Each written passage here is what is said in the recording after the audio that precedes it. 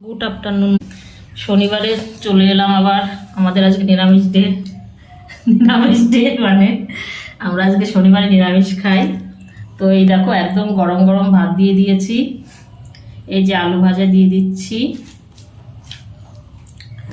পটল ভাজা, এই দেখো বন্ধুরা পটল ভাজা, তারপরে যে মিষ্টি কুমড়ো ভাজা, এই দেখো মিষ্টি কুমড়ো ভাজা দিয়ে দিলাম, সঙ্গে একটা লঙ্কাও দিয়ে দিলাম।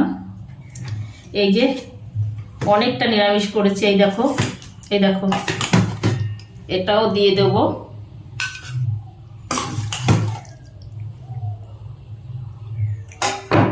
এই যে দিয়ে দিলাম, সঙ্গে আছে টক দই আর এই যে মিষ্টি। তো আজকের শনিবারে এটাই আমরা আজকে খাবো দুপুরবেলা।